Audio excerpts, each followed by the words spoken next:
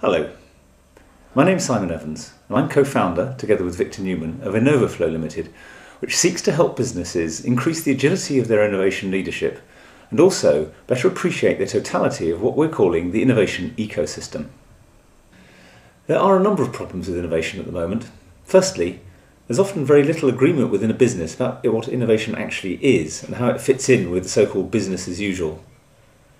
Innovation means so many different things to so many different people, and so one of our objectives is to provide a framework and a structure which we can use to hold conversations about innovation using a common language.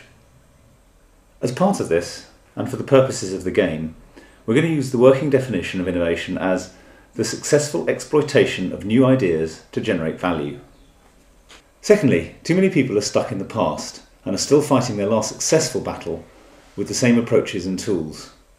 But emergent market conditions in this new decade will demand very different approaches, and we need the freedoms to innovate in novel and varying ways and to be able to do this at will. InnovaFlow is supporting this work with a new tool, a business game called the Innovation Game, which can either be used as a diagnostic tool to explore your innovation architectures or as a competitive game which strongly brings home a number of key messages about innovation. Firstly, we have the concept of the innovation ecosystem.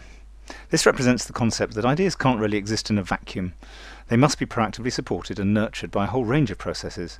And without some form of process existing, ideas will just evaporate. Secondly, we talk about the end-to-end commitment. Innovation isn't just about coming up with great ideas. You must consider the whole idea lifecycle, the idea creation, the development of that, the value generation, and the leadership. Thirdly, innovation must be part of the day job. This isn't something that happens over in the corner as an innovation initiative in isolation to the rest of the business. It must be part of what you do every day.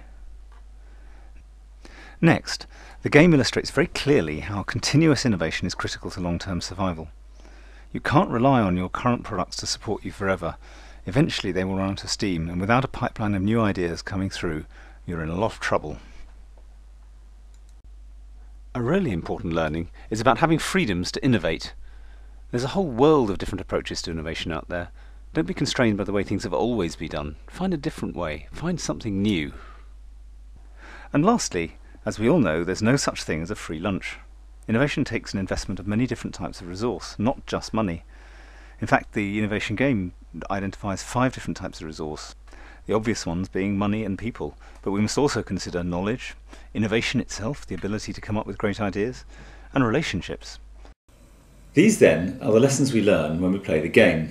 If you like, they're the core principles that underpin the model that we'll be using. Now, I just mentioned the concept of the idea lifecycle.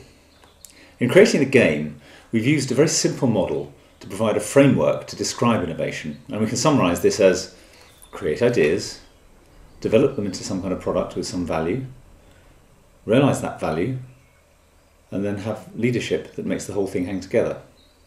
So let's look at that in a bit more detail.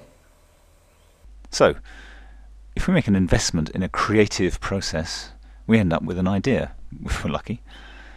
If we then invest more resources in the development of that idea, we get a product which has some kind of value. We then have an opportunity to realise that value on the marketplace as a return on our investment before the product finally expires and the idea is of no further value to us. Holding it all together, of course, are the management and leadership behaviours and processes that provide the environment in which innovation can thrive. So, let's see how that all translates into the game itself. The overall objective of the game is to lead your company to success against the other players by designing an innovation ecosystem which is highly effective at generating and exploiting great ideas in a timely way. You'll do this by setting up a series of processes which drive the idea lifecycle, as we saw just now, so that ideas are generated and have value added to them before they become products that generate some form of revenue. This is all achieved by the use of various cards which represent processes, resources and events. Process cards are at the core of the game.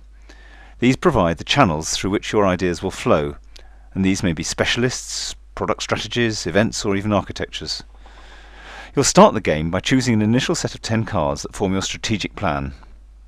As we saw earlier, these processes do not come for free, and so, in order to be usable, the processes must be provided with the appropriate resources, which will of course appear as a cost to your company. Various external forces over which you have little control will knock you off course from time to time as well. You'll need a strategy to prepare for these, or perhaps you should take the risk that it won't happen to me. Let's take a look at the game board now. As you can see, the board is divided into 4 main zones: the blue zone for creativity, the green zone for development, red for value realization, and white for management or leadership. Each player has their own board which represents their company. So, at a very high level, this is how we play the game. We start off by placing processes in the creative zone and giving them some resources to allow them to work. Once they're resourced, these creative processes can start generating ideas, which we represent simply as this plastic tray. Now we can place processes in the development zone, for example a development team, and we also need to give them some resources, which will have to be paid for of course in the game. They then can take the idea and start adding value to it in the form of these glass value tokens, and in this case the longer the idea stays with the development team, the more value it generates. Of course at some point we want to release that value back from the market, and at that point we would place a process in the value zone and give that some resource, and the idea can then move across into the value zone where the value is released as revenue. Of course, now we have some processes in place, we can probably be in a position to generate some additional ideas which can then move across, add some more value, gain more value, and then also go into the value zone to be realised as revenue. The revenue can be then used either to grow the business by adding further processes or to reward the shareholders. Your choice. Thanks for watching this brief introduction to the innovation game. I hope you found it interesting, and if you want more information please go to our website at www.innovaflow.co.uk. In the next short video segment we'll start looking in a lot more detail about exactly how you play the game. Thanks very much.